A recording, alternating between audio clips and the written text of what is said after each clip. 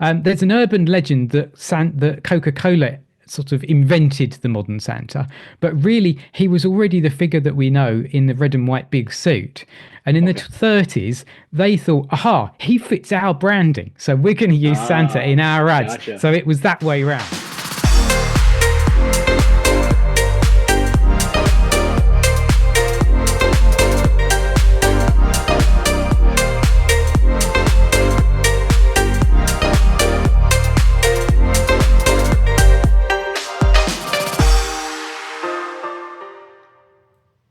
Hey, what's up, everybody? Welcome back to Creating the Future. My name is Dr. Brent Simpson, and I get the privilege of being your host. And so excited that you are joining us today for this special episode, really a two-part episode. I got my red hoodie on, my Christmas hoodie. The temperature is cooling off here in Florida, and that means one thing. We are in the Christmas season, and I think most of us love this season. And so today and next week, we're going to have a blast as we start to talk about Christmas and really dive into some of the details, the tradition, the history of Christmas. It's going to be so much fun. And to be a part of this podcast and to do something a little bit special, I went to ChatGPT, the world's expert right now, and I said, tell me, who is the person that knows more about Christmas than anyone else in the world? And it took me to a website called whychristmas.com. And the man who made that website, a man who's from just outside of London, England, named James Cooper. And through the miracle of modern technology, we get to have James Cooper with us on the show this week and next week. And we're going to be asking some questions this week about Christmas traditions. Next week, getting into a little bit of theology of Christmas. You're not going to want to miss any of it. Make sure if you want to, this is a great one to get your children involved in and bring them beside you, and they can listen to it as well as we dive deep into Christmas with Mr. Christmas himself, James Cooper. So, James, welcome to the show. Well, thank you for inviting me onto the show. It's great to do things like this. Yeah, James, welcome to the show. So why don't we start with this? Why don't you tell us how you became a Christmas enthusiast and how you started the website whychristmas.com? Yeah, it all goes back to the year 2000. I was starting to get into web design back then, and some teacher friends at an elementary school, we called them primary schools over here, but an elementary Right. school came to me and said, we're just getting computers put into our classroom, and we want to have a site that we can send the kids on about Christmas. But why can't we find a child-safe and friendly website that's got some Christmas information that isn't trying to sell them something? Because back in 2000, it was really sort of the infancy of the web. Right. You had the likes of Disney and Nickelodeon that had kids sites, but really they just wanted to sell their stuff. They might have had a bit of information. So for one school in North London, I made a little site because I grew up as a Christian in a Christian family, and I'd loved Christmas as a kid. And I thought, hey, why could it be interesting for me to find out the whys and the wherefores of Christmas? So Right. for one school, I put together a little website just to sort of start cutting my teeth in the world of web design. Little did I ever imagine that 24 years later, it would take up most of my Decembers. It would be the biggest Christmas site on the web, and I'd be Wow. talking to people like you on wonderful podcasts. That's such a cool story, James. Thanks for sharing that. And now that we know a little bit about you, let's jump into Christmas itself and some fun questions for our viewers. All right, so when did Christians begin celebrating Christmas? It's obviously not demanded inside the scriptures. So when did Christians begin celebrating the birth of Jesus? The answer is no one really knows. Okay. The one of the earliest records we've got for something Christian and Christmas related is in 129 AD, when a bishop in Okay. Rome, one of the early bishops, said that a song called the Angels Hymn should be sung in December. Okay. Some people think that that was the forerunner to Angels We Have Heard on High with the Gloria in Excelsis Deo. We're not quite sure on that. But that's one of the earliest records. And then certainly by the mid 200s, there are certainly definitely records of the birth of Christ being celebrated in the end of December. Yeah, that is so interesting. And I just did a pod with Dr. Tracy McKenzie, who's an expert on the Pilgrims and the first Thanksgiving. And he was talking about how the Pilgrims themselves would not have even celebrated Christmas. Yeah, and it was banned. It was banned in the UK for much of the time that the Pilgrims would have been traveling to the States. Basically, Wow. people were having too much fun and they didn't like it. Um, and it All right, was well, only made legal, amazingly, to celebrate Christmas in Scotland back in the 1950s. because Holy moly! Wow. The Scottish church held on to the banning of Christmas much longer than the English church did. I mean, people celebrated Christmas up in Scotland, but they weren't legally allowed to, and it didn't become a public holiday till the end of the 1950s in Scotland. Wow, who would have thought of that? Okay, let's jump into some more fun questions for our listeners here today. So answer this: where does the story of Santa Claus come from? Okay, well, the Santa starts with the man who was St. Nicholas, because that's where the name comes from. It went through a few changes, which I'll describe in a minute, but Santa comes from St. Nicholas. And St. Nicholas grew up in what's now southern Turkey. It was part of Greece back then. Um, and he was orphaned as a child. He'd grown up as a Christian, but he was orphaned as a young man, but he was Hmm. very wealthy. And he got to be known as a gift giver and very generous.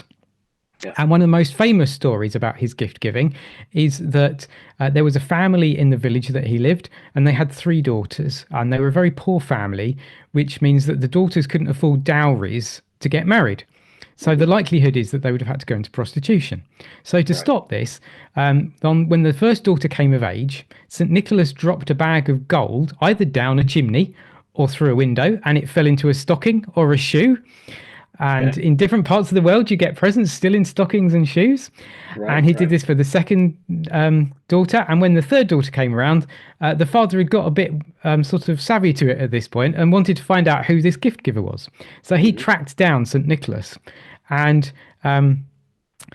the stories of his fame and generosity spread throughout Europe. And he sort of became the famous gift giver. Yeah. And the three gold bags is why you sometimes still get satsumas or oranges down the bottom of your stocking, because that's symbolizing that. And if you Right. look at the symbol used outside most pawnbrokers, it's three gold balls, which again goes back to Okay. St. Nicholas because he's the Huh. patron saint of pawnbrokers. That's so interesting. Is that also where the tradition of gift giving comes from? It's Gifts in one of that, general. and it's also related to, of course, the Magi bringing gifts to Right. Jesus, and also traditionally around midwinter festivals there was some gift giving, although it was more ceremonial. It wasn't sort of the gift giving that we have now. The gift giving that we have now really only came in at the end of the Victorian times when Christmas was repackaged as more of a family event, and also you Yeah. had the mass production of toys and other things that you could give rather than just handmade gifts. Wow, that's so cool. So we get Santa. Where does Rudolph the Red-Nosed Reindeer come from? He's a lot later in the Santa story. So Yeah. St. Nicholas is known in Europe, especially up in the Netherlands and in Belgium and parts of Germany. And those people went and settled in the States. And by this time, St. Nicholas was known in the Netherlands as Sinterklaas. So he Hmm. goes over and he's known as this sort of weird gift giving person among the Pennsylvania Dutch. And most of the rest of the American settlers go, well, what's this all about? Because we've never heard of this Right. person. They might have had Father Christmas because he was sort of like the British and French figure. Um, and they couldn't pronounce Sinterklaas. So they took this gift giving figure and Okay. turned it back into Santa Claus. Right. And of Okay. course, then Santa Claus goes back to the rest of the world. But How if you're in interesting. the Netherlands, Sinterklaas and Santa Claus are two completely different people. Okay. For How Dutch so? kids, their big evening is the evening of the 5th of December, because that's when Okay. Sinterklaas brings your presents. And they get Okay. most of their presents then rather than at Christmas Eve. But Santa Claus will come on Christmas Eve, but just bring them sort of little stocking fillers. But their big things Interesting. that they have in shoes comes on the 5th of December. So yeah, Okay. it's and you ask Dutch people about it, and they go, "Yeah, we know it's confusing." Yeah, it's just funny how these things sort of travelled around the world. And Kris Kringle, which is also another name, an American name for Okay. Santa, Right. that comes from Germany because Okay. during the Reformation, because St. Nicholas was a Catholic saint, of course, Martin Luther didn't want anything to do with him because he was a Catholic. Right. Okay. So Martin Luther introduced the Christkindl, as in the Christ child, but which Okay. is more still envisaged in parts of Germany and Austria, but more of as a blonde young girl. Although it represents the baby Jesus, it's more of a blonde young girl. And when Okay. again the Kris Kringle went over to America and got translated into Kris Kringle. So It's very confusing. And then in the 1820s, when publishing was starting to become more popular, you had a poem called Old Santa Claus with Much Delight, which was published in 1821 in New York. And Mhm. that showed the first real drawing of a modern day-ish Santa with a reindeer. He was still more of an elf figure at that. And then, of course, we have a couple of years later in 1823, A Visit from St. Nicholas, or 'Twas the Night Before Christmas, was published. And that's Right. where the reindeer come in. And we get the Okay. first 8 reindeer. And then we're all the way into 1939, Rudolph arrives through a child's book that was written for the Montgomery Ward's department store. Right. Okay. And then in 1948, the cartoon was made about Rudolph that was taken from the book. And then a year later, we had the song, and Rudolph became everywhere. Right, right, right. That's so interesting. It's so crazy how traditions often start in one culture and then they evolve as they spread into other cultures around the world. So tell me this: how did we get, this jolly old fat man who wears red and has a big white beard, known as Santa Claus, who lives at the North Pole? Where did that tradition come from? Where did that begin? Yeah, it evolved over time, and it was really down to the printing when Okay. publishing became popular, because you had up until sort of the late 1870s, early 1880s, he was much more of an elfy, old wizened man, old Father Mm, Christmassy figure. okay. Then there was the drawings by Thomas Nast in January 1881 in Harper's Weekly, and he developed him into the more tubby, round figure. And throughout the late Victorian times, when publishing was getting going, you had Santa turning up in lots of different colors. But Mm, when printing came out, the red and white was the most striking, and it also okay. reflected back to St. Nicholas's bishop's robes. So that was a Okay. good Yeah. Yeah. connection. There's an urban legend that Coca-Cola sort of invented the modern Santa, but really he was already the figure that we know in the red and white big suit. And in the Okay. 30s, they thought, aha, he fits our branding. So we're going to use Santa in Ah, our ads. gotcha. So it was that way round. So they essentially made him famous with the Coca-Cola branding and the imagery that was involved in that. I get it. I get it. So, all right. So now this question: what are some unusual or cool or amazing Christmas traditions that might be practiced around the world that maybe we've never heard of here in the United States? Well, we What are have some we have one interesting over Christmas here that traditions? you've probably never heard of. If I show you Okay. one of Okay. those, what is that? Okay. I Yep, don't know. that is a Christmas cracker. Okay. And these are put on the dining table next to every plate in the Okay. UK for Christmas dinner. Very interesting. And they're made in 3 sections. And you get 2 people to hold an end each, but as I'm on my own here, I have to do it myself.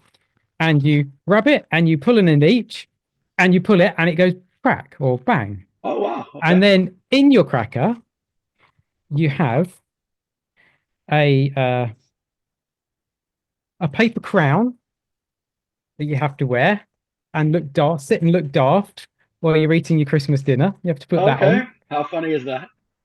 You get a very bad Christmas joke, which I'll Okay. try and find mine. Or just a general bad joke in general. And this one in here says, "What kind of sandals do frogs wear? Yeah, I don't know. Open toed." Yeah, that level, proper dad jokes.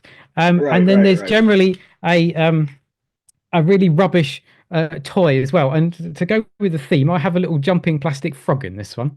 Um, Okay. so yeah, they are a staple in the UK and Australia. Bits of Yeah. Canada know about them, but they were invented back in the Victorian times by a guy called Tom Smith, who was a London Yeah. sweet seller, and he'd Yeah. gone over to Paris and saw how they wrapped up their sweets in fancy paper and thought, well, I could do with some of that marketing for my sweets. So he Hmm. came back, and the legend goes that he was sitting by the fire and heard the dog fire crackling and popping, and thought, oh, I wonder how I can make my sweets explode when you open them, because that would Right. be Right. exciting. It's probably more likely that his factory was just down the road from a fireworks factory, and he went and got the instructions from them. But So in 1861, he came out with a brand new concept called Bangs of Expectation, which is a far better name than Christmas crackers, Right. to package his sweets. And then over the years, the hats were added as a nod to the Magi, and the sweets went out, and toys and mottos went in. And you originally had not just Christmas crackers, but you could get birthday crackers, and Easter crackers, and lots of Okay. different crackers. But now they're just generally Christmas crackers. That's so interesting. I have never heard of that. I challenge all of you who are watching or listening, whatever time it is, to do me a favor and drop in the comments your very favorite Christmas tradition. One of mine being a Floridian, and I don't know how this plays out in other places, but in Florida we get the chocolate oranges. I love those things. You know, they're chocolate wrapped oranges. James, you might not understand this, but in Florida it really doesn't get very cold. It's not very Christmassy as far as the way it looks outside, but we're known for our oranges, and we have these chocolate oranges that you smash them down and they break into slices, and it's chocolate flavored orange, and you only get them at Christmas time. I absolutely love those. I hate love to those. tell you, but they're invented in the UK. Are they really? Okay. Terry's chocolate oranges were invented in the 60s or 70s, I think. They started, believe it or not, with chocolate apples. Really? But they tasted so weird that nobody bought them. And then they found that chocolate and orange worked really well. All right, well, there you go. Mr. Christmas teaching us that chocolate oranges do not come from Florida ourselves. I thought we were special, but I guess not. But that's okay. But everybody tuning in, do me that favor. Jump into comments and share. What is your very favorite Christmas tradition? Who knows what tradition you might be starting that years from now somebody else might have. So whether it's a tradition that's gone on for a long time or something you're doing in your family, I would love to hear your Christmas tradition as well. James, this has been such a fun conversation. Thank you so much for joining us, and to all of our audience, you guys, I know you've loved it, and you are going to want to join in next week because it's going to get even better as we talk to James Cooper from whychristmas.com, and we're going to jump into some of his favorite Christmas carols, where the Christmas tree tradition came from. Did the real St. Nicholas really slap heretics? It's going to be a blast next week on the podcast. And so if you want to get a hold of James Cooper, make sure you go to whychristmas.com. And then make sure that you jump in next Thursday as we jump into this conversation a little bit deeper. It's going to be so much fun. Now, if you haven't done it, make sure that you hit the like and subscribe button down below. And we would love to see you every Thursday night for this podcast. Thank you very much for having me, and I look forward to part 2.